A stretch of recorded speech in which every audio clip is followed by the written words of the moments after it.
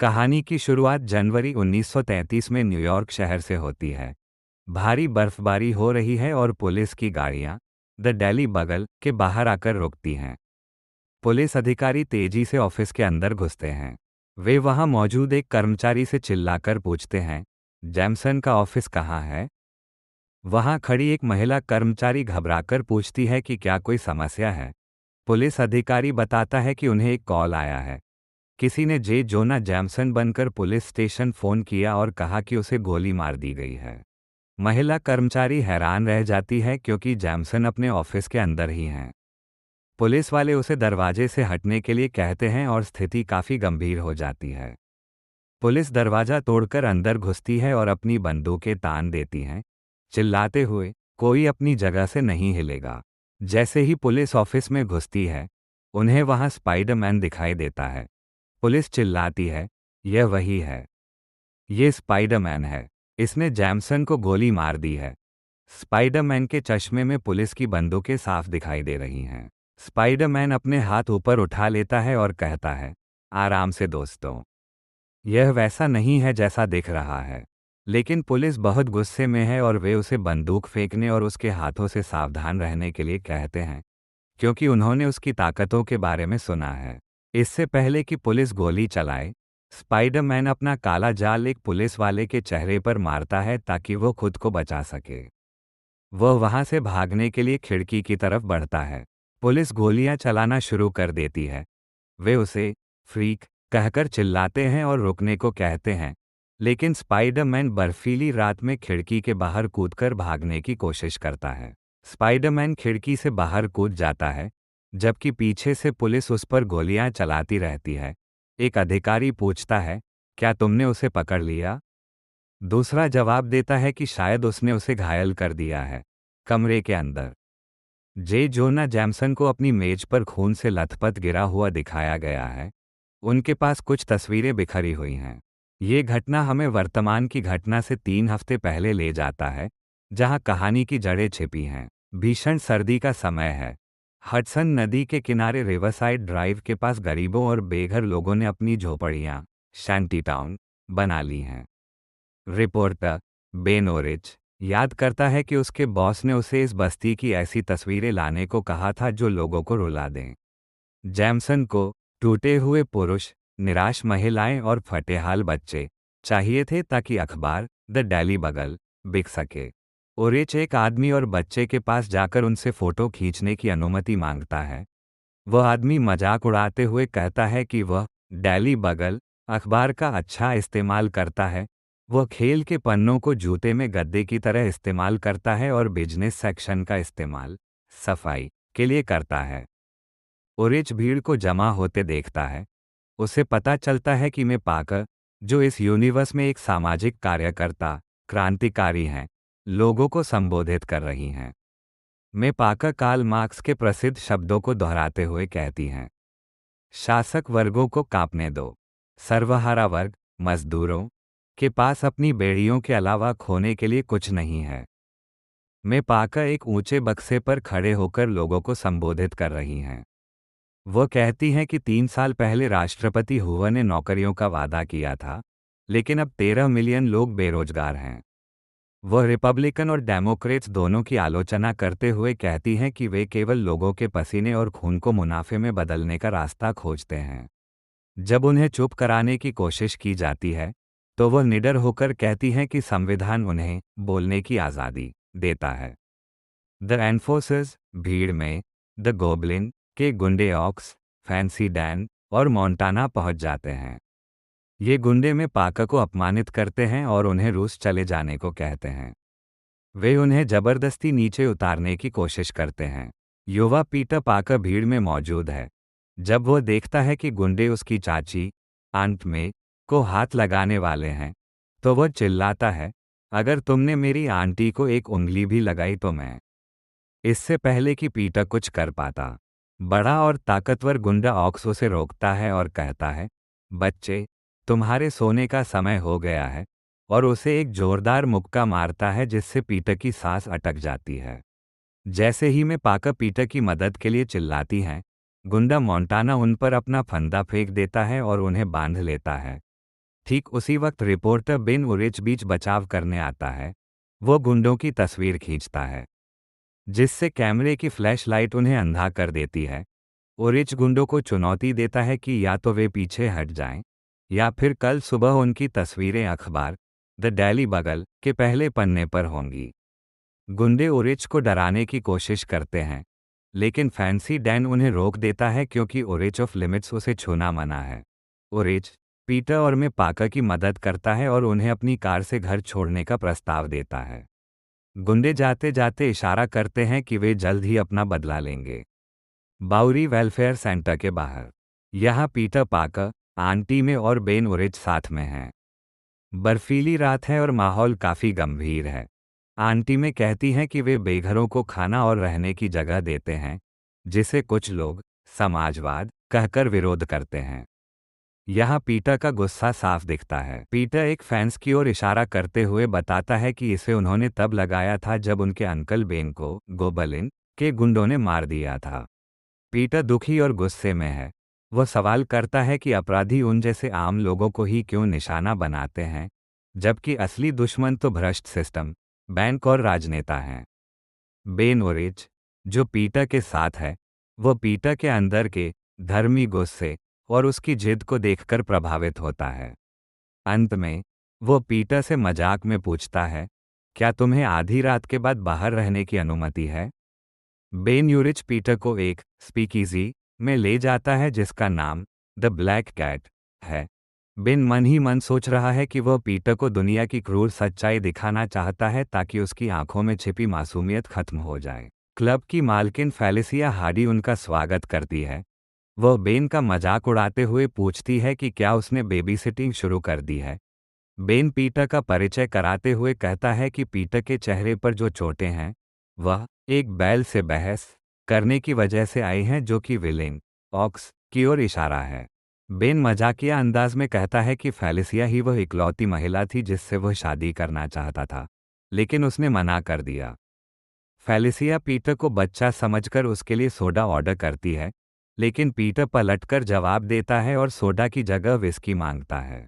जब फेलिसिया पूछती है कि क्या तुम्हारी उम्र शराब पीने की है, तो पीटर उसे चुनौती देते हुए कहता है, मैं तुम्हें अपना बर्थ सर्टिफिकेट दिखाऊंगा और तुम मुझे अपना शराब बेचने का लाइसेंस दिखाना। चूंकि वो एक अवैध बार है, फेलिसिया पीटर के इस जवाब से प्रभावित हो जाती है और मुस्कुराते हुए कहती है कि इस लड़के की जुबान बहुत तेज है। बेन मजाक में कहता है कि उसे यह आदत अपनी चाची से मिली है। पीटर बेन से पूछता है कि गोबलिन के गुंडों ने उसे छोड़ क्यों दिया। बेन जवाब देता है कि शायद ये प्रेस की ताकत है, क्योंकि वो एक पत्रकार है। पीटर पूछता है, आप मुझे यहाँ क्यों लाए? बेन समझाता है कि वो पीटर और उसकी आंटी मेयर को पसंद करता है और नहीं चाहता कि पीटर जिस रास्ते पर चल रहा है उससे उसे कोई नुकसान पहुंचे। जब पीटर अपनी आंटी मेयर के आदर्शों की बात करता है, तो बेन उसका मजाक उड़ाते हुए कहता है, तुम मानते हो कि दुनिया में अच्छे और बुरे लोग होते हैं। तुम सोचते हो कि अगर हम सब समाजवादी बन जाएं और भलाई के लिए काम करें, तो सब कुछ ठीक हो जाएगा। बेन पीटर के आदर्शवाद को एक सपना बताता है। वह अपने हाथ फैलाकर क्लब की ओर इशारा करते हुए कहता है, इसे देखो पीटर, क्योंकि यही असलियत है। सबसे पहले जिम्मी स्ट्राइडर न्यूयॉर्क का मेयर को दिखाया गया है, जो अपनी पत्नी के बजाय किसी दूसरी महिला के साथ है। उसके साथ डिटेक्टिव रियान है, जो वाइस स्क्वाड का चीफ है लेकिन खुद भ्रष्ट है। इसके बाद एमिलियो एल्कोनो है, जो शहर के वेश्यालय ब्रॉथल्स चलाता है। उसके बाद अडोल्फस क्रेन को दिखाया गया है, जो एक बड़ा उद्योगपति है। अंकल बेन ने क्रेन की स्वेटशॉप्स जहां मजदूरों का शोषण होता था को बंद करवाने के लिए प्रदर्शन किए थे, इसलिए क्रेन उनसे नफरत करता था। फिर नॉर्मन ओसबोर्न की एंट्री होती है, जिसे यहाँ द गोबलिन कहा गया है। वो एक सर्कस का पूर्व कलाकार है जो अब एक शक्तिशाली क्राइम लॉर्ड बन चुका है। पीटर हैरान होकर पूछता है, क्या आप कह रहे हैं कि मेयर ने गोबलिन को अंकल बेन को मारने के लिए काम पर रखा था? बेन उरिच पीटर को समझाता है कि यह किसी एक का काम नहीं था। अल्कोनो ने डील की, क्रेन ने पैसे दिए, डिटेक्टिव रियान ने पुलिस को दूसरी तरफ देखने के लिए कहा, और मेयर ने बस अपना हिस्सा लिया। अंत में वो कहता है, it's a tangled web Peter. यह एक उलझा हुआ जाल है पीटर ओसबोर्न। लोग उसे गोब्लिन क्यों कहते हैं? कोई नहीं जानता। वह रहस्यों से भरा आदमी है। जैसे कि उसने अपनी गैंग बनाने के लिए हर पुराने सर्कस और कार्निवल मेले के फ्रीक शो अजीबोगरीब लोग को क्यों चुना? द एनफोर्सर्स ये सब पहले सर्कस में काम करते थे। क्रेवन एक एनिमल ट्रेनर था। द वल्चर वल्चर के बारे में बताया गया है कि गोबलिन से मिलने से पहले वह एक गीक था। पुराने सर्कस की भाषा में गीक उसे कहते थे जो पिंजरे में रहकर जिंदा मुर्गियों के सिर काट देता था। तुम कभी भी वल्चर से दुश्मनी नहीं करना चाहोगे। अंत में कोई कमरे में आता है और एक आदमी कहता है, देखो बिल्ली क्या खींच कर लाई है। नॉर्मन ओसबोर्न बेन यूरिच और पीटर का स्वागत करता है।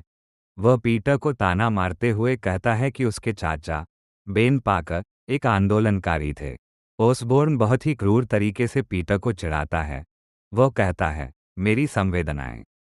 उनकी मौत बहुत दुर्भाग्यपूर्ण थी। मुझे लगता है उन्हें जंगली कुत्तों ने फाड़ दिया था।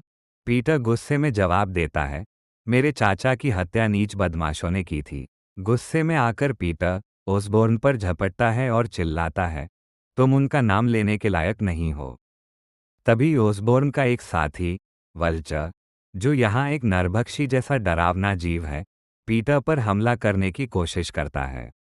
लेकिन ओसबोर्न उसे रोक देता है और यूरिच से कहता है कि वह अपने युवा दोस्त को तमीज सिखाए। फेलिसिया हार्डी वह बेन यूरिच को चेतावनी देती है कि वह अपने झगड़े उसके क्लब में न लाए। बेन माफी मांगता है। किंगपिन का आदमी वह पीटर की ओर इशारा करते हुए कहता है कि बच्चे को तब वापस लाना जब वो बड़ा हो जाए। बाहर निकलने पर बेन यूरिच पीटर पर गुस्सा है। वो कहता है, तुमने अंदर जो किया वह सबसे बेवकूफ़ी भरी चीज़ थी जो मैंने कभी देखी है। पीटर मजाक में जवाब देता है, हाँ, लेकिन क्या आपने उसका चेहरा देखा जब विस्की उसके कोट पर गिरी? बेन पीटर को समझाने की कोशिश करता है कि उसने कितनी बड़ी गलती की है। वह पीटर से कहता है, क्या तुम्हें अंदाज़ा भी है कि, लेकिन फिर रुक जाता है। बेन सोचने लगा, इस पल से तुम्हें जिंदा रखने वाली इकलौती चीज़ मैं हूँ। इसका मतलब है कि बेन अपनी जान जोखिम में डालकर पीटर को उन अपराधियों से बचा रहा है। बेन कहता है, छोड़ो, मैं तुम्हें घर छोड़ देता हूँ। पीटर हार मानने को तैयार नहीं है। वो कहता है, मुझे आपका संदेश समझ आ गया मिस्टर ओरिच, कि हम उनसे कभी जीत नहीं सकते। लेकिन मैं अपनी आंखें बंद नहीं करने वाला और न ही भागने वाला हूँ। बेन ओरिच पीटर की हिम्मत देखकर उससे पूछता है, क्या तुम वाकई में कुछ करना चाहते हो? क्या तुम सच में कुछ बदलना चाहते हो? इसके बाद पीटर पाकर पहली बार जे जोना जेमसन डेली बगल के संपादक से उनके ऑफिस में मिल रहा है। जेमिसन पीटर को बैठने के लिए कहता है। वो बताता है कि बेन ओरिच ने पीटर की सिफारिश की है। जेमिसन जिक्र करता है कि उसे पता है पीटर एक अनाथ है और उसने हाल ही में अपने चाचा बेन पाकर को खोया है। वह बेन पाकर को एक अच्छा इंसान बताता है, हालांकि उसके हिसाब से बेन थोड़े ज़्यादा ही आदर्शवादी थे। जेमिसन पीटर से पूछता है कि क्या वो पत्रकारिता का हिस्सा बनना चाहता है। जब पीटर कहता है कि वो असल में विज्ञान पढ़ना चाहता है, तो जेमिसन उसे टोकते हुए कहता है कि वो कॉलेज की फीस नहीं भर सकता, इसलिए फिलहाल उसे यहीं काम करना होगा। जेमिसन काफ़ी गुस्से और जोश में पीटर को शहर की बदहाली के बारे में बताता है। वह कहता है कि सेंट्रल पार्क की गुफाओं में लोग रहने को मजबूर हैं और इस अमीर देश के बीचों बीच बच्चे भूख से मर रहे हैं। जेमिसन हाथ फैलाकर खिड़की के सामने खड़े हैं।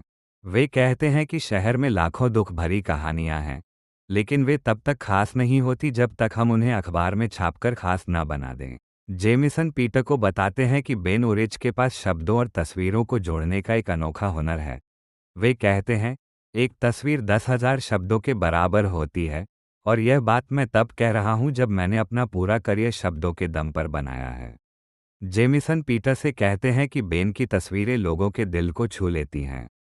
वे पीटर को आदेश देते हैं, make M weep kid, make M weep, यानी ऐसी तस्वीरें लाओ कि लोग उन्हें देखकर रो पड़ें। इसके बाद बेन ओरिच पीटर को समझाते हैं कि उसे अभी फोटोग्राफी नहीं करनी है। उसे बस बेन का सामान उठाना है, लाइटें लगानी हैं और कॉफ़ी लानी है। बेन कहते हैं, तुम अभी फोटोग्राफर नहीं बने हो पीटर। मैंने पीटर को देखा जब हम शहर के टूटे हुए दिल की तलाश में निकले। हर अन्याय को देखकर उसका गुस्सा और भी बढ़ता जा रहा था। मुझे उसमें अपना बीता हुआ कल नजर आ रहा था, जब मुझ में भी जवानी का वो आदर्शवाद और घमंड हुआ करता था। जब मैं भी मानता था कि मैं दुनिया बदल सकता हूँ। एक रात हमें एक पुलिस वाले से टिप मिली। एक आत्महत्या। उस गरीब आदमी ने गोबलिन से पैसे उधार लिए थे। उन्होंने धमकी दी थी कि अगर पैसे नहीं दिए तो वे उसके परिवार को मार देंगे। उसे लगा कि सिर्फ मौत ही रास्ता है।